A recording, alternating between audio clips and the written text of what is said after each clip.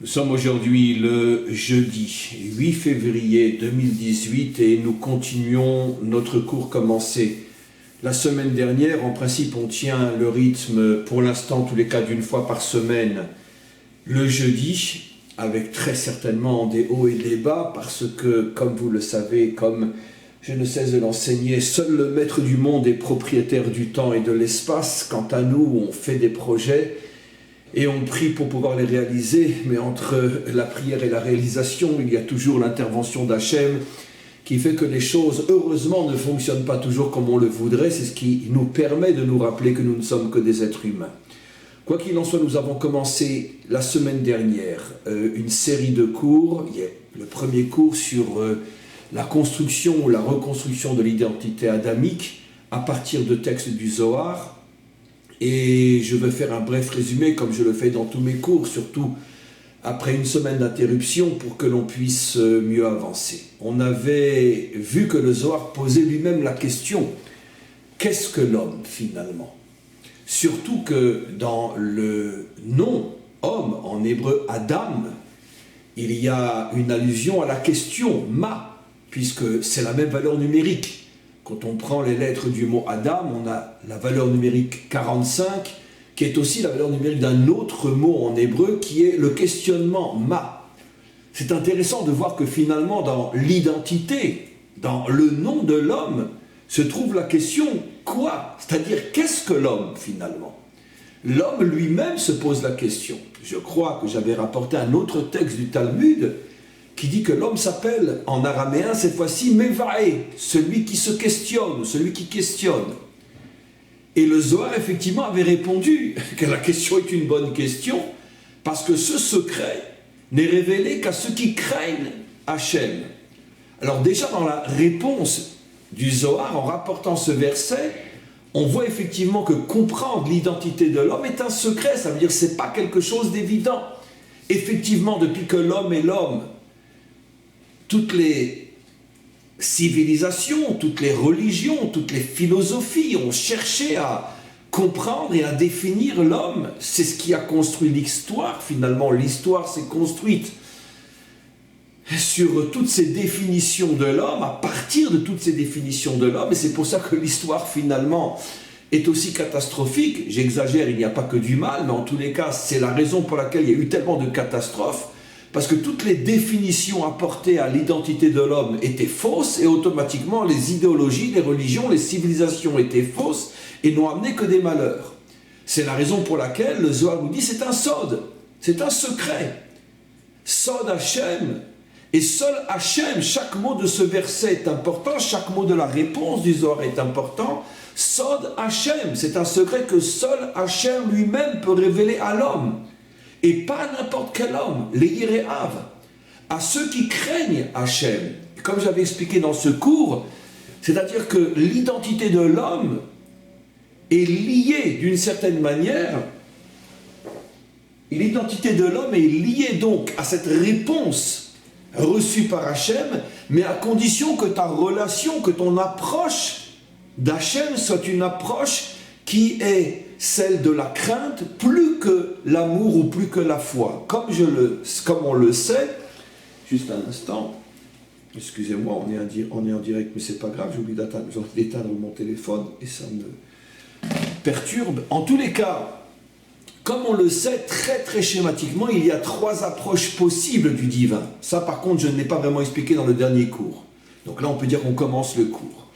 Il y a l'approche crainte, qui est d'une certaine manière très juive, en ce sens que effectivement dans le judaïsme il y a l'aspect de la loi, donc de la soumission, de la rigueur, de la précision. Tu ne fais pas ce que tu veux, tu ne vas pas où tu veux, tu ne dis pas ce que tu veux, tu ne manges pas ce que tu veux, etc. C'est l'ensemble des 613 commandements qui eux-mêmes ne sont que des têtes de chapitre qui contiennent quantité d'autres commandements. Comme on le sait, on a effectivement beaucoup plus que 613 commandements. Un exemple, on a la loi de manger cachère, mais cette loi-là de manger cachère contient énormément de sous-lois dans les moindres détails de ce qui est permis et comment c'est permis et quelles sont les conditions pour que ce soit permis. Et même si c'est permis, peux-tu le manger à n'importe quel moment, de n'importe quelle manière? Par exemple, le pain est permis, mais je ne peux pas le manger à Pessah. La viande cachère est permis, je ne peux pas la manger avec du lait, etc. Donc en vérité, il y a beaucoup plus que 613 mitzvot, ce qui veut dire que la vie du juif, finalement, est réglée par une quantité de lois qui me demandent une soumission certaine. Ce qu'on appelle donc la crainte d'une certaine manière. C'est la véritable définition de la crainte. C'est-à-dire je me soumets, je respecte finalement un pouvoir divin qui ordonne et conditionne d'une certaine manière mon existence. Donc il y a l'approche de la crainte, il y a l'approche de l'amour, qui est beaucoup plus répandu, surtout dans les autres religions. On aime Dieu, un point, c'est tout. Je ne dis pas que dans les autres religions, il n'y a pas de loi, il n'y a pas cette approche aussi de soumission, mais elle est beaucoup moins présente, en tous les cas dans la religion chrétienne sous toutes ses formes, elle est beaucoup moins présente que dans le judaïsme. Puisque, comme on le sait, je suis venu pour abolir ou accomplir la loi, peu importe, mais quoi qu'il en soit, il n'y a plus de loi, ça c'est sûr. Quelle que soit la manière dont tu vas traduire cette phrase-là. Il est vrai que dans l'islam, on retrouve la notion de crainte, la notion de soumission, bien que dans l'islam, il y a beaucoup moins de lois que dans le judaïsme. Mais malgré tout, c'est vrai que l'islam est fondé essentiellement sur un sentiment de crainte, de soumission et d'annulation. Donc quoi qu'il en soit, il y a l'approche de la crainte, il y a l'approche de l'amour, il y a aussi l'approche de la foi. Ça veut dire croire, un point, c'est tout.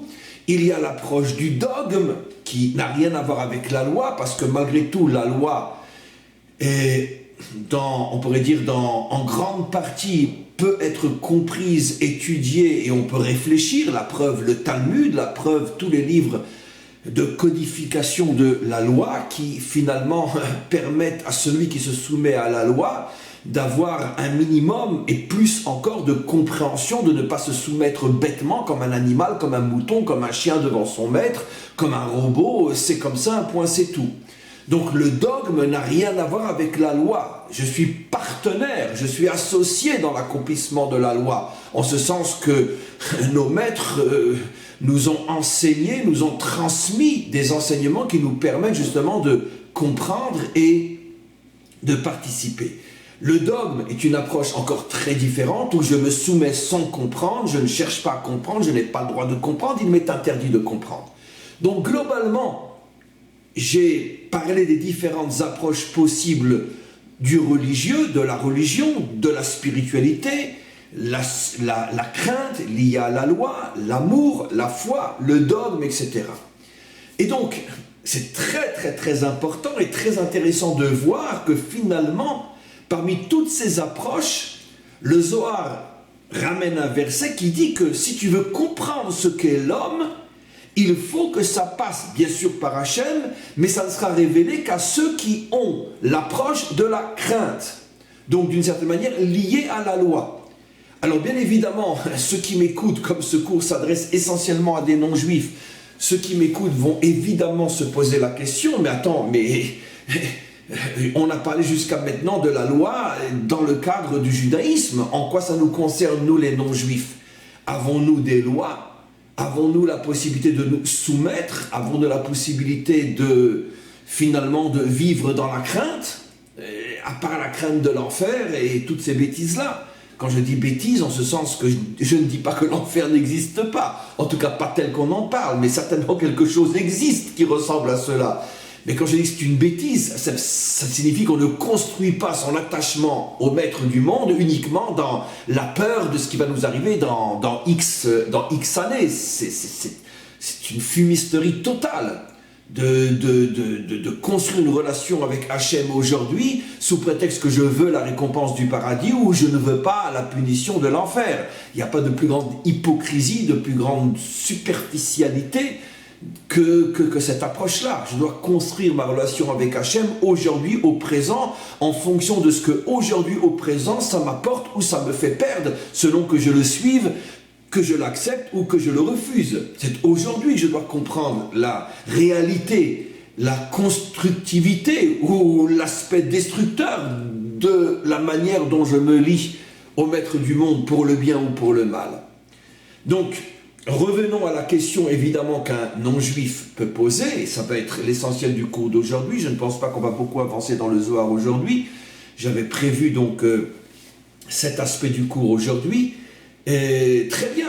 En quoi, moi, le non-juif, je suis concerné par la crainte. Je comprends qu'on me parle d'aimer Dieu. Je comprends qu'on me parle de croire en lui, d'avoir la foi. Et éventuellement peut-être le dogme aussi, c'est-à-dire que je ne peux pas tout comprendre et donc j'accepte une soumission totale sans comprendre lorsque parfois dans ma vie il se passe des choses qui pourraient me révolter, mais comme j'accepte un Dieu qui me dépasse, donc je continue avec lui. Ça c'est déjà plus du dogme. Mais la crainte dans le sens que on connaît, on comprend celui que l'on respecte, celui que l'on sert, et malgré tout, on accepte son système, on accepte ses lois. Ça, c'est déjà beaucoup plus difficile de trouver dans le monde adamique, dans le monde non-juif. Alors, je vais commencer par la première réponse et on va évoluer, on va construire. La première réponse, c'est que déjà, le principe de la crainte peut et doit se trouver dans le monde non-juif par le simple fait qu'à partir du moment où un non-juif prend sur lui d'accepter que son modèle de compréhension, son modèle de sagesse, son modèle de vérité, son modèle de spiritualité passe par la Torah et les maîtres d'Israël, c'est déjà en soi une forme de crainte, c'est-à-dire dans le sens de respect et de soumission et d'accepter finalement de rentrer à l'intérieur d'un cadre qui n'est plus ce que je veux quand je le veux, si je le veux. Aujourd'hui, j'apprends d'un tel, demain j'apprends d'un tel, et puis, etc. Non, j'ai pris sur moi de me soumettre finalement à la Torah d'Israël. C'est déjà en soi quelque chose d'énorme, parce que 90% des non-juifs considéreront pour toutes les raisons du monde comme une aberration de se soumettre ou de passer par la Torah d'Israël pour avoir une connexion avec le maître du monde. Parce que si je suis chrétien, musulman, bouddhiste, hindouiste ou même athée, c'est certainement la dernière chose qui m'intéressera, c'est la Torah d'Israël. Donc déjà, ça demande une révolution, un bouleversement total.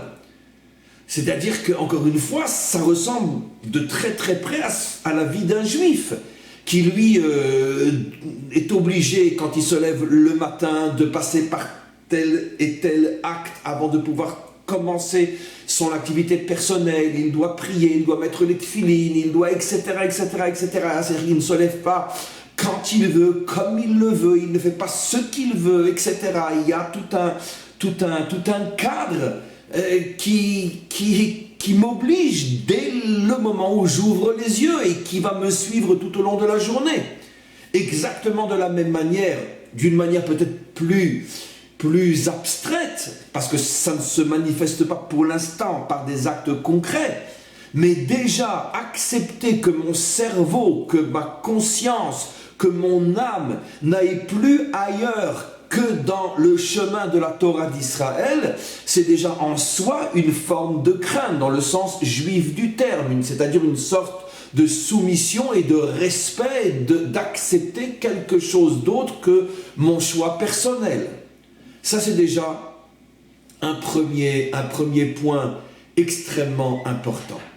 Un deuxième point extrêmement important dans ce domaine de la crainte, donc de vivre dans un cadre avec une certaine forme de soumission, c'est que finalement, toujours dans la même optique, à partir du moment où j'avance avec la Torah d'Israël, et surtout que je suis malgré tout un non-juif, et que je n'ai absolument aucune intention de me convertir, puisque ce n'est absolument pas le but. Donc je me marginalise, finalement j'appartiens à qui, je suis quoi. Ça devient très très compliqué, parce que la majorité du monde qui m'entoure ne me ressemble absolument pas, absolument plus. Comme on le sait, c'est un problème dont souffrent énormément, d'une certaine manière, les adamiques, parce qu'ils se retrouvent très vite seuls, très vite marginaux, très vite marginalisés, très vite n'appartenant à rien. Et très souvent, cette difficulté va peut-être amener à une conversion qui n'est pas forcément 100% justifiée, mais peut-être plus par besoin d'appartenir à quelque chose. Et bon, j'étais chrétien, maintenant je suis quoi? Bon, ben, je vais devenir juif. Mais en vérité, c'est la même démarche dans le subconscient qui est le sentiment finalement de néant. J'appartiens à qui? J'appartiens à quoi? J'ai besoin de quelque chose. Je retrouve à nouveau la sécurité, l'identité. J'appartiens à quelque chose. Et c'est pour ça que de nombreuses conversions finalement ne sont pas forcément motivées par une raison profonde et authentique, mais plus par le besoin de retrouver un cadre concret et que de véritablement la volonté de devenir juif. C'est pour ça que le véritable Ben Adam a finalement une épreuve énorme, parce qu'il doit se mettre en marge du monde, donc en marge de la majorité, mais de notre côté, on ne le laisse même pas rejoindre la minorité cadrée qui est Israël. Il reste pour l'instant entre les deux. Au moment de la délivrance, les choses changeront, mais ça c'est un autre sujet. Mais jusqu'à la délivrance finale, il est dans une situation très difficile, beaucoup plus difficile qu'un juif. Il est beaucoup plus facile d'être un juif que d'être un Ben Adam. Mais d'un autre côté, tout le monde comprend qu'il est peut-être, selon cet angle de vue, il est plus méritant d'être un Ben Adam que d'être un juif, parce que rien n'est plus difficile, rien n'est plus contraire à la nature humaine que de n'appartenir à rien. Et donc c'est là finalement que rentre à nouveau le principe de la crainte, c'est-à-dire le principe de la soumission.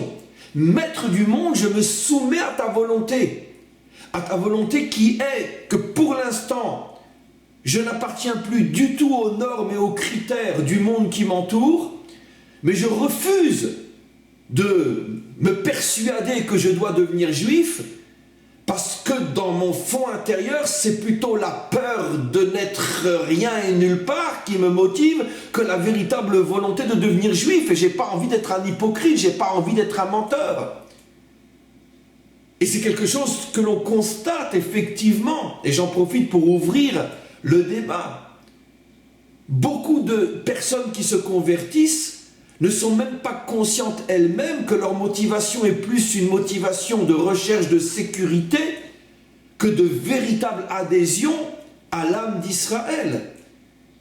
Et ça se verra très vite après la conversion en regardant ce qu'ils vont devenir et ce qu'ils vont faire. Et donc finalement, un vrai adamique a un mérite extraordinaire. Parce que d'un côté, il tourne le dos au monde duquel il est issu, mais d'un autre côté, il ne sombre pas dans l'hypocrisie de faire semblant de devenir juif alors qu'il ne l'est pas.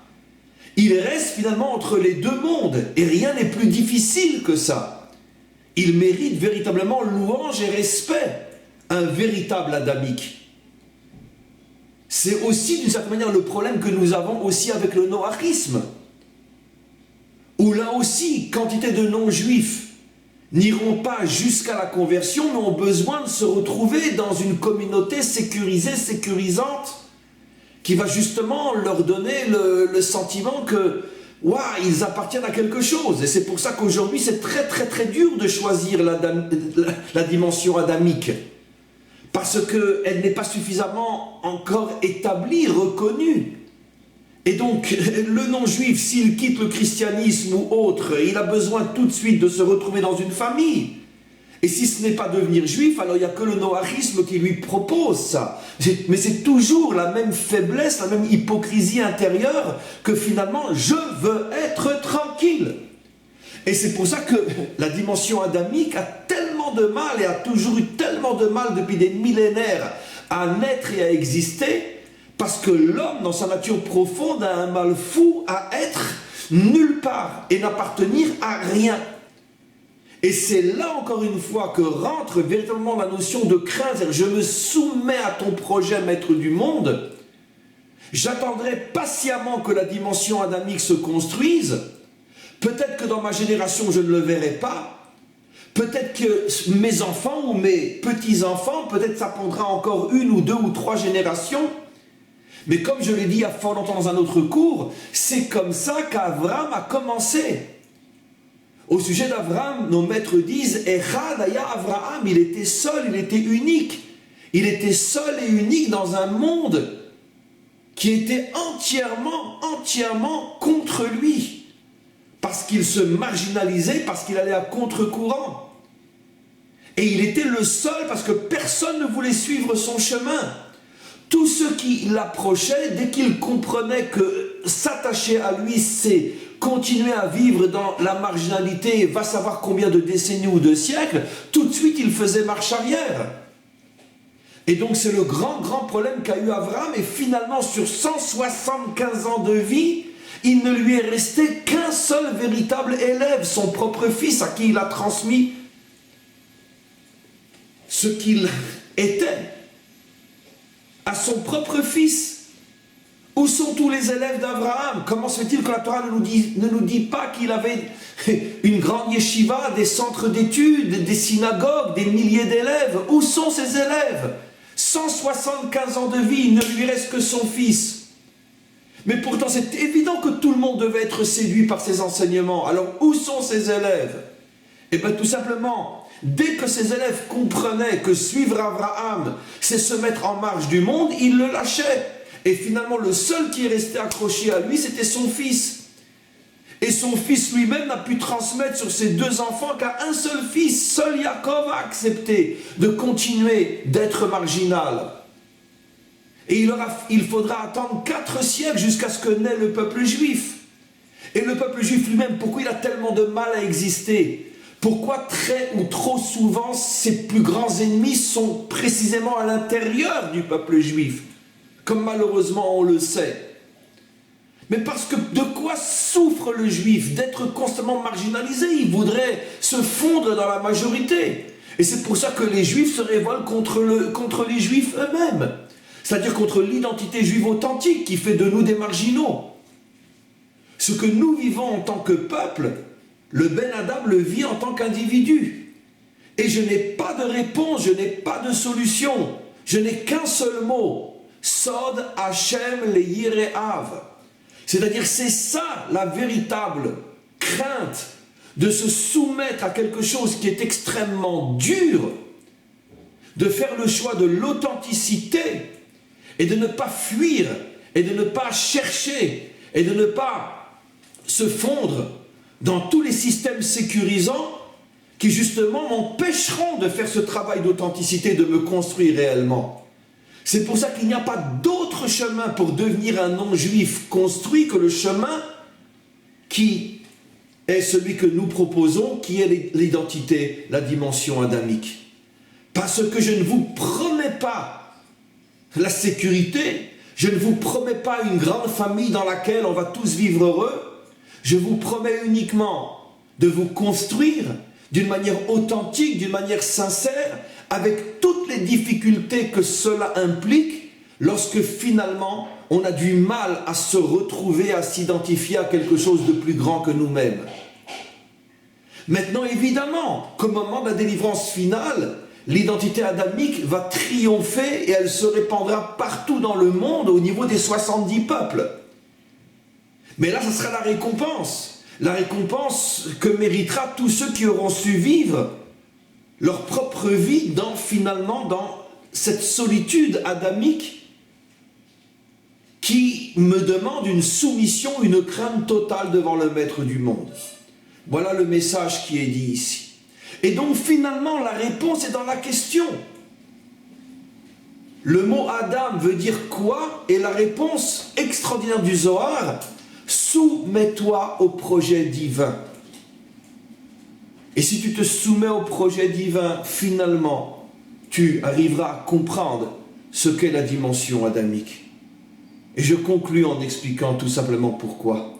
Parce que finalement, l'identité adamique, elle est à l'image du Créateur, comme dit la Torah. Parce que le Créateur lui-même, tout en étant créateur et tout en étant celui qui est la source de toute existence, rien Aucune identité est aussi autant marginalisée que celle du maître du monde. Car le vrai maître du monde, qui le connaît? Le vrai créateur, le vrai roi du monde, qui le connaît? Nous sommes en possession que d'identités falsifiées, tronquées, mensongères. Le vrai maître du monde, personne n'en veut, il n'intéresse personne. Parce que le vrai maître du monde nous demande une telle authenticité que ça n'intéresse personne. Donc on a construit autour de lui, sur lui, des empires de mensonges et de falsifications. Et donc finalement, Dieu est seul dans son monde et personne ne veut de lui. C'est pour ça que l'identité adamique doit passer par le même chemin que l'identité véritable de Dieu. Accepter d'être marginalisé, parce que nous ne voulons pas refuser notre authenticité. Et c'est comme ça qu'on arrive à l'identité adamique. Voilà pour aujourd'hui, il y a beaucoup à réfléchir, et on se retrouve bientôt.